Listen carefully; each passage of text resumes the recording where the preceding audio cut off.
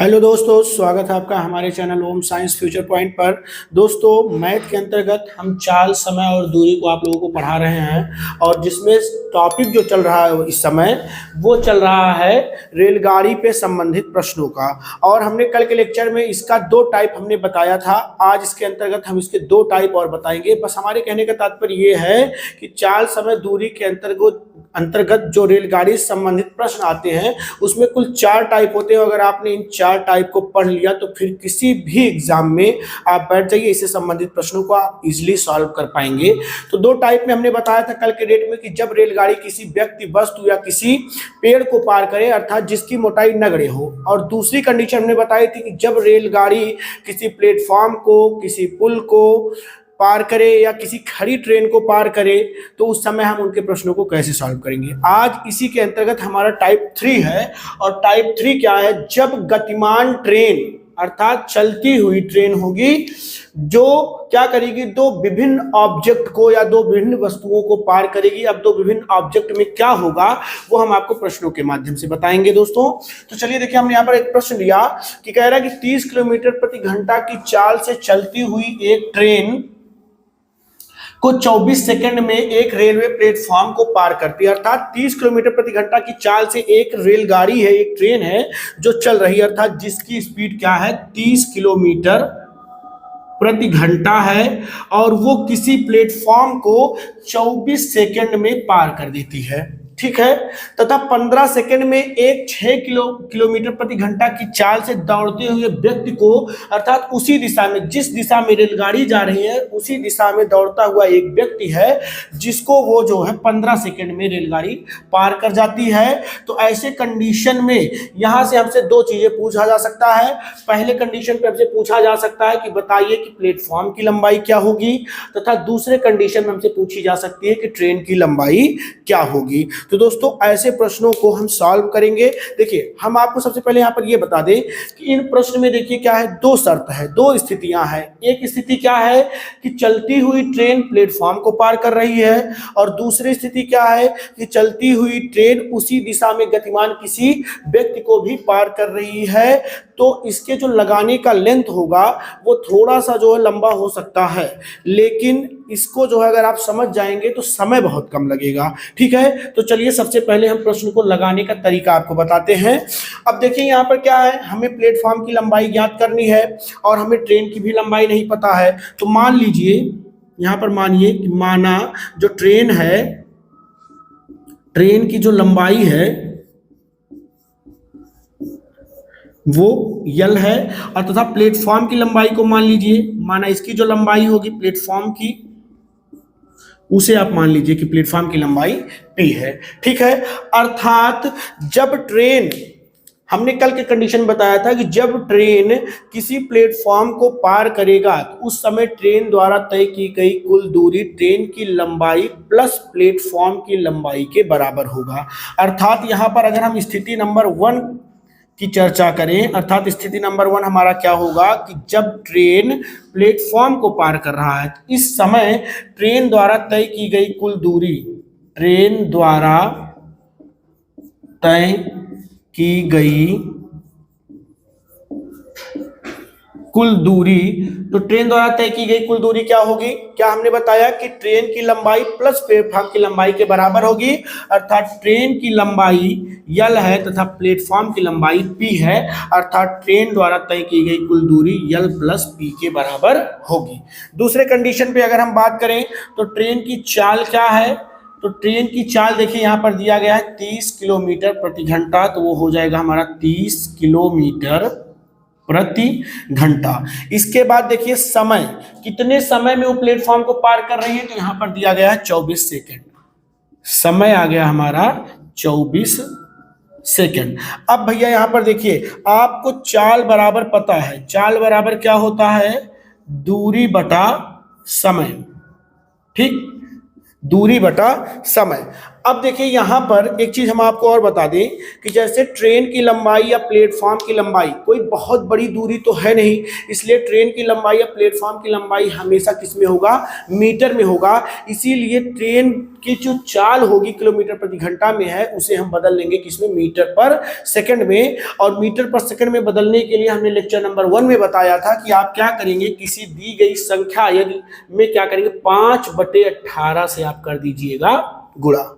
ठीक है, तो चलिए काटिए, 2 से डिवाइड करेंगे तो 9 आ जाएगा, और 2 से डिवाइड करेंगे यहाँ पर आ जाएगा 15, या आप एज इट इज कर लीजिए, चलिए ठीक है। और 15 5 जा 75 हो जाएगा, एंड 75/9 मीटर पर सेकेंड आ जाएगा। चलिए इस डाटा को यहाँ पर हम रख देते हैं। ठीक है, तो यहाँ पर देखिए चाल कितना आ गया मीटर पर सेकेंड में, 75/9, 75/9। ठीक है, दूरी कितनी है, तो दूरी आप कहेंगे कि कुल ट्रेन द्वारा तय की गई दूरी जो है वो L + P है, रख दीजिए L + P। समय कितना लग रहा है, 24 सेकेंड। ठीक है, चलिए कैंसिल आउट करते हैं। देखिए 3 से 9 को डिवाइड करेंगे, 3 3 जा 9 और 3 8 जा 24। क्लियर, 3 से देखिए 75 डिवाइड हो जाएगा 25 टाइम्स में।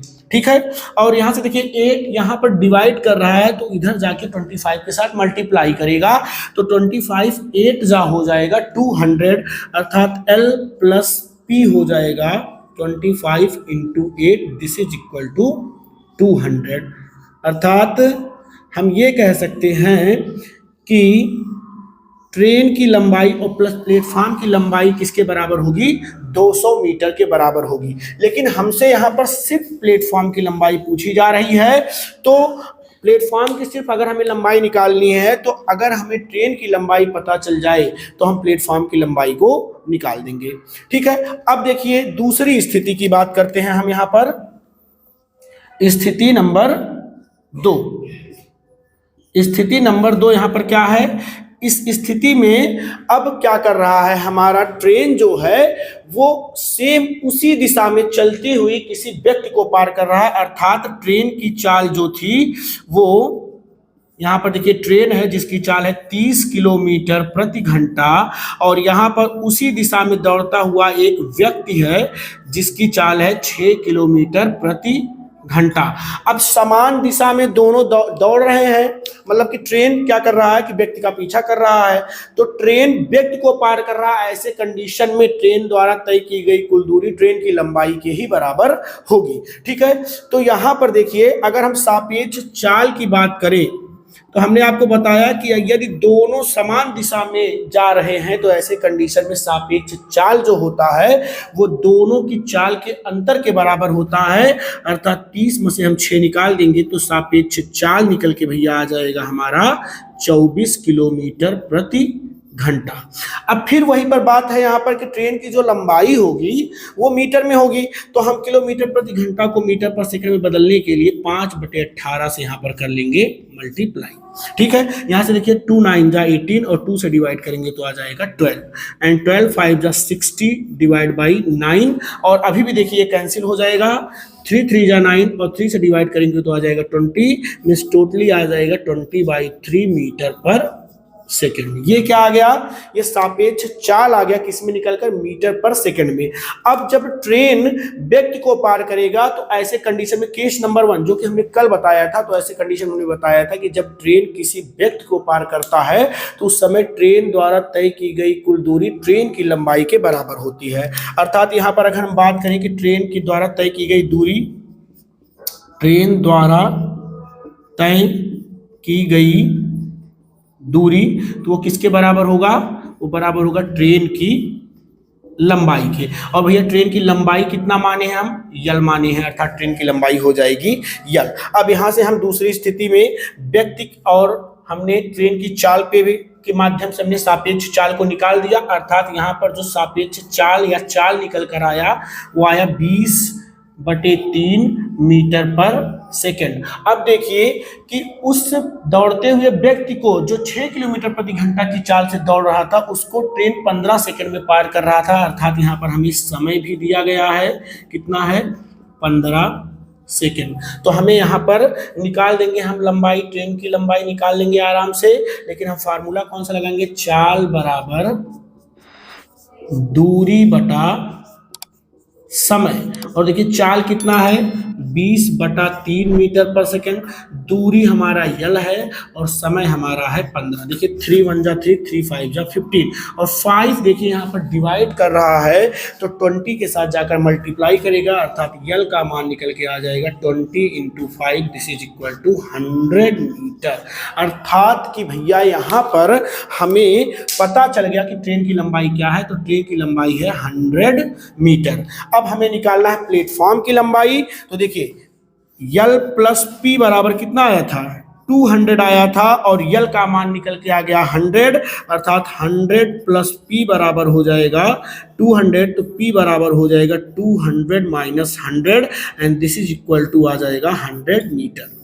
तो प्लेटफॉर्म की लंबाई निकल के आ गई 100 मीटर। आप सोच रहे होंगे कि सर ये जो है तरीका कितना लंबा है, तो भैया ये तरीका इसलिए लंबा है क्योंकि ये प्रश्न ही लंबा है। प्रश्न में 2 स्थितियों की बात की गई है। यदि आप सोच रहे होंगे कि कोई इसका शॉर्ट तरीका आपको बता सकता है, कोई शॉर्ट ट्रिक बता सकता है, तो वो असंभव है। ठीक है, तो देखिए लेकिन एक चीज ये है कि अगर आप इसको प्रैक्टिस में अपने डालेंगे तो आपका समय कम हो जाएगा, लेकिन इसका जो लेंथ है वो नहीं कम होने वाला, क्योंकि स्थिति 2 है। एक कंडीशन ये है जब ट्रेन प्लेटफॉर्म को पार कर रहा था और दूसरी स्थिति में ट्रेन जो है व्यक्ति को पार कर रहा था। दोनों स्थितियों को ही हम लगा कर ही जो है यहाँ पर इसका उत्तर दे सकते थे।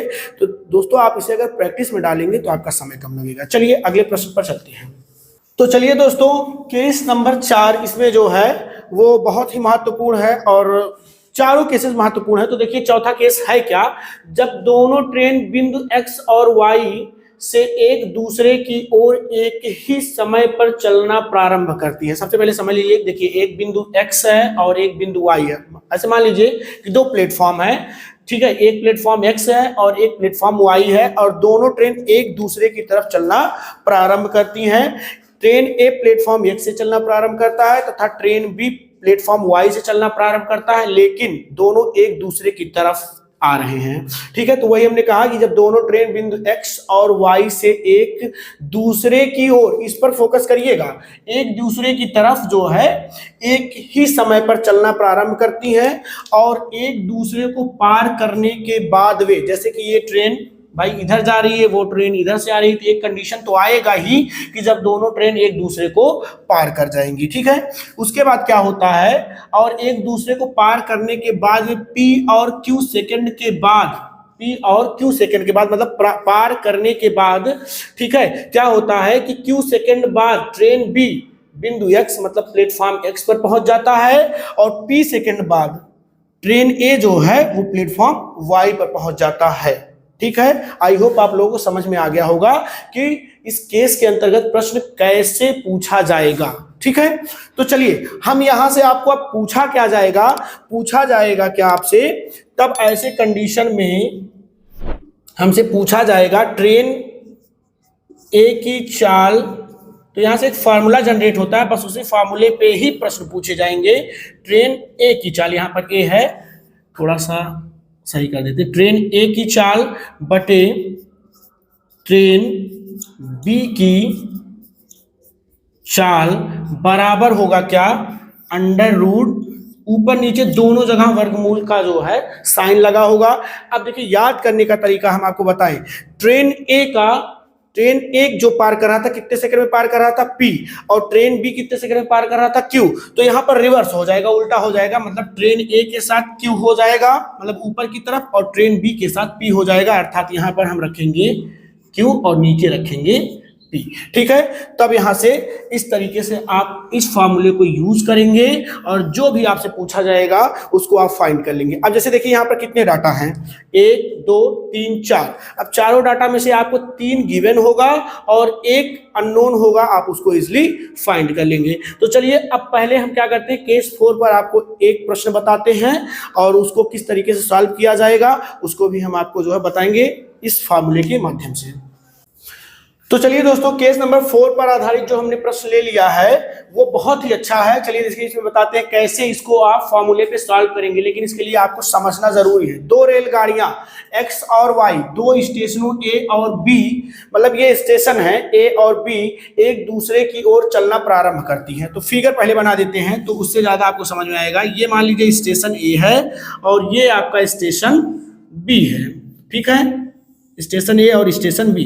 यहाँ पर एक रेलगाड़ी एक्स है और एक रेलगाड़ी वाई है, जो कि स्टेशन बी की तरफ जा रही है और रेलगाड़ी वाई स्टेशन ए की तरफ आ रही है। अब एक कंडीशन ऐसा यहाँ पर जनरेट होगा जब दोनों रेलगाड़ी एक दूसरे को पार करेंगी, ठीक है। तो जब वो एक दूसरे को पार करने के बाद वे क्रमशः स्टेशन बी अर्थात रेलगाड़ी एक्स स्टेशन बी पर और ए जो है स्टेशन बी पर और रेलगाड़ी वाई स्टेशन ए पर पहुंचने में 4 घंटे 48 मिनट और 3 घंटे 20 मिनट का समय लेती है। यदि रेलगाड़ी एक्स की चाल, देखिए हमें एक्स की चाल दी गई है 40 किलोमीटर प्रति घंटा हो, तो वाई का चाल ज्ञात करना है। अभी हमने जस्ट आपको फार्मूला बताया था, तो हमने कहा था उसमें 4 डाटा होते हैं, ठीक है। जैसे कि यहाँ पर एक बार हम फार्मूले को लिख दें कि यहाँ पर रेलगाड़ी एक्स है तो एक्स की चाल और दूसरा है रेलगाड़ी वाई है तो हमें क्या करना होगा, वाई की चाल, ठीक है। अब देखिए यहाँ पर स्क्वायर रूट, जैसे मतलब कि दोनों को अभी हमने जो फॉर्मूला बताया था तो वहां पर कहा था under root q by under root p, ठीक है। तो दोनों पे ही वर्गमूल लगा हुआ है, अर्थात इसको हम सिंगल वर्गमूल के अंदर इजिली रख सकते हैं, सिंगल वर्गमूल के अंदर गत क्यू बाई पी के फॉर्म में रख सकते हैं। तो सेम वहां पर हम ऐसे ही कर लेते हैं, तो सिंगल वर्गमूल लगा लेते हैं। अब देखिए क्या होगा, अब यहां पर ये होगा कि वाई ट्रेन वाई जो है कहां पर आएगा, स्टेशन ए की तरफ आएगा। तो हम ऐसे लिखेंगे कि यहां पर लिख लेंगे वाई द्वारा स्टेशन ए तक पहुंचने में लगा समय, और सेम यही हो जाएगा कि एक्स द्वारा रेलगाड़ी एक्स द्वारा स्टेशन बी तक पहुंचने में लगा समय। अब देखिए यहां पर 4 डाटा है, अब चारों डाटा में हमें 3 गिवन है। चलिए हम देखते हैं कौन कौन सा गिवन है। एक्स की चाल, देखिए एक्स की चाल 40 किलोमीटर प्रति घंटा, वो हमें दी गई, रख दीजिए। वाई की चाल हमें ज्ञात करना है, ठीक है, रेलगाड़ी वाई की चाल ज्ञात करना है, रहने दीजिए। आगे चलिए, स्क्वायर रूट में वाई द्वारा ए तक पहुंचने में लगा समय। तो अगर वाई द्वारा ए तक पहुंचने में लगा समय, देखिए क्रमशः है, यहाँ पर ध्यान दीजिएगा, इसमें कंफ्यूजन हो सकता है आपको कि एक दूसरे को पार करने के बाद वे क्रमशः स्टेशन बी और ए तक पहुंचने में अर्थात एक्स बी पर आएगा। तो एक्स द्वारा चाल जो है वो हमारा 4 घंटा 48 मिनट है, तथा ए कहां पर जाएगा, मतलब वाई स्टेशन ए की तरफ जाएगा। तो वाई की जो चाल दी गई ये दूसरी है। इसमें थोड़ा सा कंफ्यूजन आपको हो सकता है, इस चीज को आप गौर करिएगा, नहीं तो अगर दोनों में से ऊपर नीचे कुछ भी हुआ बस उत्तर गलत हो जाएगा, ठीक है। तो वाई द्वारा ए तक आने में समय लग रहा है 3 घंटा 20 मिनट और एक्स द्वारा बी तक जाने में समय लग रहा है 4 घंटा 48 मिनट, ठीक है। अब यहां पर देखिए, हम इसको सॉल्व करने के लिए यहां पर 3 घंटा 20 मिनट है तो हम सबको घंटे में बदल लेते हैं, अर्थात देखिए 3 घंटा 20 मिनट की अगर हम बात करें तो ये तो घंटा में है ही है, ये मिनट में है, तो मिनट को घंटा में बदलने के लिए हम क्या करते हैं, 60 से भाग करते हैं। 21 जा 20, 23 जा 60, तो ये हो जाएगा 3 घंटा, ये भी हो गया, और ये आ गया आपका 1/3 घंटा, अर्थात इसको हम फाइनली कह सकते हैं 3 सही 1/3 घंटा हो गया। तो यहाँ पर हम रख देंगे आगे। चलिए देखिए, यहाँ पर हो गया 40/y और इक्वल टू अंडर रूट के अंतर्गत ऊपर हो गया 3 सही 1/3, और नीचे आइए, नीचे वाला चेंज कर लेते हैं। नीचे देखिए 4 घंटा कंप्लीट है ही है और 48 मिनट और है, तो 48 मिनट को अगर घंटे में बदलना है 60 से भाग करिए, 12 चौक 48, 12 25 60, तो ये हो जाएगा 4 सही 4/5 घंटा। यहाँ पर रख दीजिए 4 सही 4/5 घंटा। अब ये देखिए मिक्स फ्रैक्शन में है, तो इसको नॉर्मल फ्रैक्शन में हम कन्वर्ट कर लेंगे। यहाँ से हो जाएगा 40/y बराबर अंडर रूट में देखिए भैया 3 त्रिक का 9 और 1 10/3 हो जाएगा, और नीचे हो जाएगा 4 पंचे 20, 4 24/5। ठीक है, तो यहाँ पर देखिए आगे हम सॉल्व करेंगे। इज इक्वल टू, देखिए एक भिन्न दूसरे भिन्न को डिवाइड कर रहा, तो ऐसे कंडीशन में पहले भिन्न को एज इट इज वैसे रख दीजिएगा, लेकिन दूसरे भिन्न को इंटू का साइन लगाकर पलट के रख दीजिएगा। जैसे 24/5 है तो 5/24 हो जाएगा, यहाँ से कैंसिल कर लीजिए।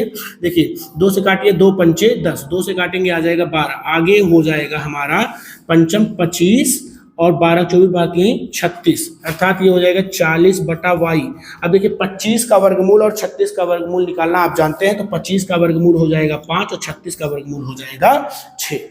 ठीक है, अब क्रॉस मल्टीप्लाई कर दिए, देखिए 5 1 जा 5, 5 8 जा 40, और यहाँ पर 8 ऊपर है तो नीचे जाकर इस 6 के साथ मल्टीप्लाई करेगा, अर्थात y की वैल्यू आ जाएगी 8 × 6, दिस इज इक्वल टू 48, 8 6 48, और ये आ जाएगा किलोमीटर प्रति घंटा में। तो इस तरीके से दोस्तों हम इसके प्रश्नों को सॉल्व कर सकते हैं। तो आई होप अब आपको कभी भी रेलगाड़ी से रिलेटेड प्रश्नों में कोई दिक्कत नहीं होगी, लेकिन उसके लिए आपको पूरे मेहनत पूरे शिद्दत के साथ हमारे आज के और पिछले वाले लेक्चर को आपको देखना होगा, जिसमें हमने रेलगाड़ी पे आधारित 4 टाइप के प्रश्नों को बताया है। तो दोस्तों सेशन अच्छा लगा हो तो शेयर कर दीजिए, चैनल पर नए हैं चैनल को सब्सक्राइब कर लीजिए। आज के लिए इतना ही, कल एक नए टॉपिक के साथ मिलेंगे। Thank you.